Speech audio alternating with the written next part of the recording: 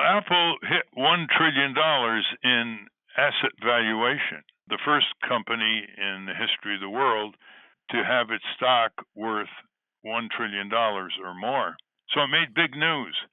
And the business press went overboard. Oh, amazing.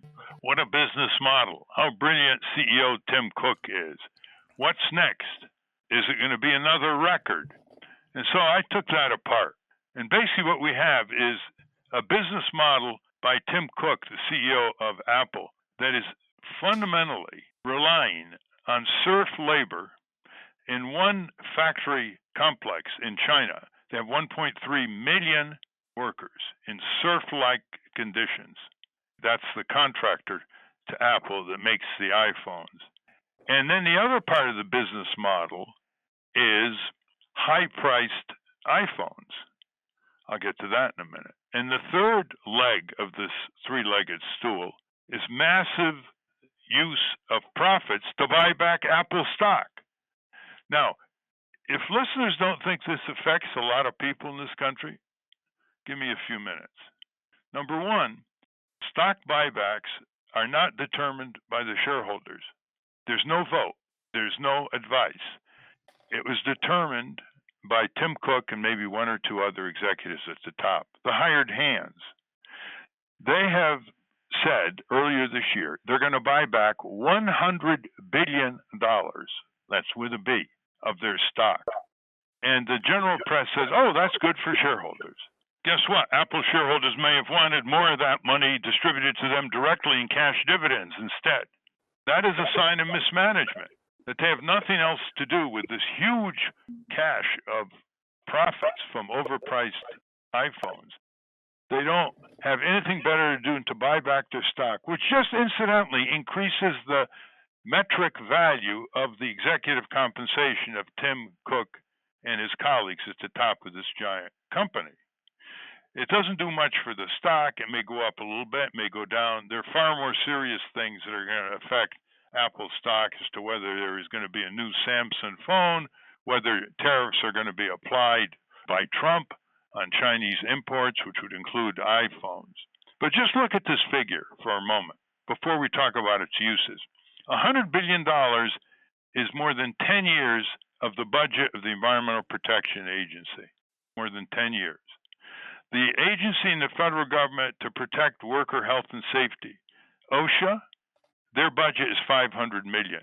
That's 0.5% of the stock buyback. Just to show you public expenditures on very important matters of health and safety compared to private affluence and waste. Now, what could they have done with this $100 billion? For $2 billion, a mere $2 billion, they would have doubled the wages of those 1.3 million workers in China. For another 2% of the $100 billion, they could have vastly improved the recycling and the protection of the environment and the workers who are exposed to used iPhones and used computer dismantling. Deadly work. Just $2 billion. They could have increased their employee salaries. They could have shored up the employee pension fund. They could have engaged in more research and development. They could have found productive investment to employ workers in this country for a change. They could have done any number of things. But instead, they bought back their stock, which I have called wasting, burning profits. And that is characteristic now of all these big successful companies. In the last 10 years, U.S. corporations have bought back $7 trillion of their stock. So Marxists of many, many generations ago could never have predicted that these corporations would make so much profit turned into capital. They didn't know what to do with it other than to buy back the stock. I've written Tim Cook about this. I bought a few Apple shares, so I wrote him as a shareholder. Doesn't matter. Didn't answer. In fact, someone ought to do a project where non-shareholders send 10 letters to corporations, and shareholders send the same 10 letters asking for a response, asking for a reaction, asking for a disclosure. There's no difference. These barons at the top of these corporations, these private governments, don't feel they have any responsibility even to those people who own a part of their company, the shareholders. And that's true for the big shareholders who don't use their muscle, like Fidelity, Vanguard, the teacher pension funds. They just buy in, rise with the stock. There's an article recently by a finance professor talking about Apple's financial model. For example, in order to shell out $100 billion, they borrowed money. So Apple under Steve Jobs never was in debt for a cent. Now Apple has $130 billion in debt. So it's low interest rates. They took advantage of it, deducted it. But here we go. It increases the stability in an economic downturn of companies that have these kinds of quirky financial models. Another thing Apple could have done, because it's a notorious tax evader, some would call tax avoider. It's into Ireland and other tax havens. It's been enforced against by an awakening European Union. Tim Cook is outraged, but they pay very little income tax because they game the jurisdictions, nations, and play off the various tax laws and the tax havens against, say, the tax laws in the U.S. or, say, China. So one thing they could have done is pay their fair share of taxes. Now, you look at the business pages, and it's all Tim Cook, the great CEO. Tim Cook, the great planner, the strategist, the builder of the biggest company on earth. It's time to dismantle the propaganda and see what actually is happening. And you can start with how much you are paying for that iPhone. If that iPhone produces that level of profit, that Apple doesn't know what to do with it other than buy back their stock in order to increase the metrics for their compensation package, then maybe you iPhone owners should say, cut your prices, Apple. We're sick of paying through the nose. There's a great book that shows what happens when executive compensation determines corporate policy, all the way down to investment strategies, all the way down to what they pay employees, what kind of R&D they do, how they pay their taxes. It's called The CEO Pay Machine by Steve Clifford. The CEO Pay Machine. We had Steve on our show some months ago, but his message bears repeating because it's not getting out on the cable business shows or in the news features, with a few exceptions. Take Walmart. Walmart has bought back over $50 billion of their stock, and they have 1 million workers who are making less today than Walmart workers made in 1968, adjusted for inflation. Although Walmart is increasing their minimum wage, and it's moving just about close to what workers under Sam Walton made in 1968, adjusted for inflation. So they're burning their profits instead of giving their workers a decent living? I mean, this is crazy what's going on. And the Securities and Exchange Commission is doing nothing because of the business judgment rule. They say, it's the business judgment rule. The shareholders' money can be turned into anything by the bosses at the top, and the shareholders don't have to vote on it. They're just the owners, after all. That's why corporate capitalism is destroying capitalism. Because one of the principles of capitalism is if you own part of a company, you have some say in how it's run. You don't just get the message from your hired hands at the top in their executive suites, the message that says, you don't like what we're doing? You can sell your stock. No, shareholders who say, we don't like what you're doing and we're going to change what you're doing. You're not going to just say, you don't like what we're doing? Quit.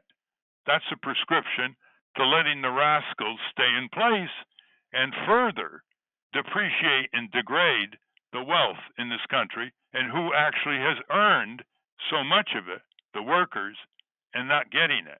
Did you know all this, Steve, David? It seems to me that should be the sharp point of the message for political candidates, that if you like capitalism, it's actually being destroyed by the quote unquote capitalists. And you can demonize socialism all you want, but the biggest socialists are these crony capitalists. Yeah, we call it corporate socialism. And you just touched on something very interesting, Steve, which is this is the message the Democrats should take up against the Trumpsters in the November election, because it affects everything: pensions, it affects employee wages, it affects constructive investment. Actually, U.S. companies, because they pay their bosses and manipulate it much more than foreign companies are able to do for their bosses, they actually have a lower rate of investment. It's been declining because they have all these little things they play around with, like stock buybacks. And so this really affects everyone. And it affects companies who say, oh, we have to pay less taxes, Congress.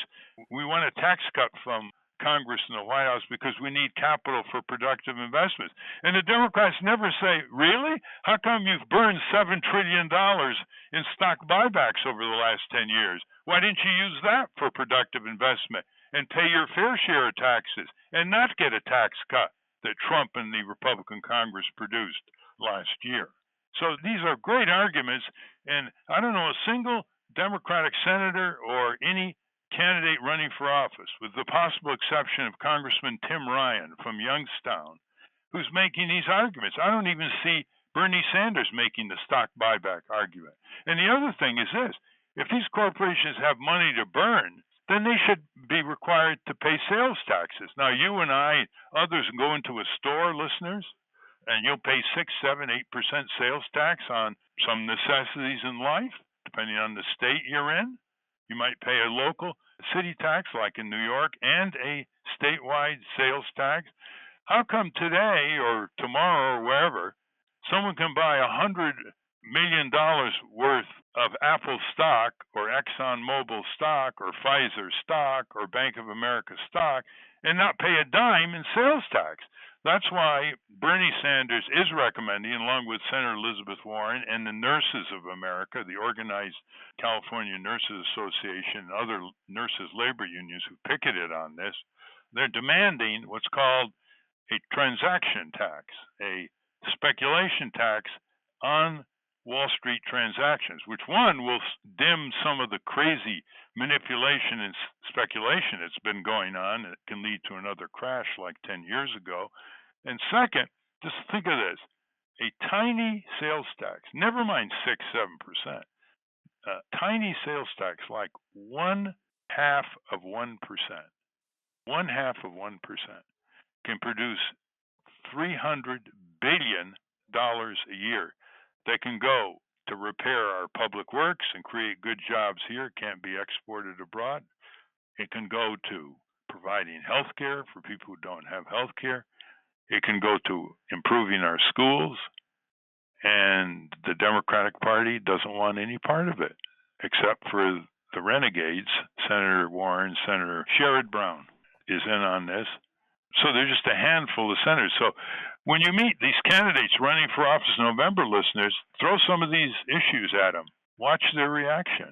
Are they running for corporate power, or are they running for citizen power? Question you should ask them and say, who are you representing? Why aren't you shifting more power from the few to the many? I mean, the dialogue is so thin, it's so anemic. And then when the Democrats send you fundraising letters, they say, we're for an adequate wage, a living wage, but they never specify. I've gotten, for example, a letter from Senator Schumer from New York. He's talking about expanding health care, but he doesn't say single payer or full Medicare for all. He talks about improving minimum wage, but he doesn't say whether he's going to go for $12 or $15 an hour. That's why people don't think the Democrats are authentic, that they don't really mean what they say. And that's why they're losing elections and being landslided by the worst, most corrupt, most warmongering, most Wall Street indentured Republican Party in history. That's why, because people listen to the rhetoric of the Democrats and they say, well, it's pretty good rhetoric, but I don't believe you. Your record hasn't demonstrated it, and you're not specific enough for people who work on Elm Street and Main Street.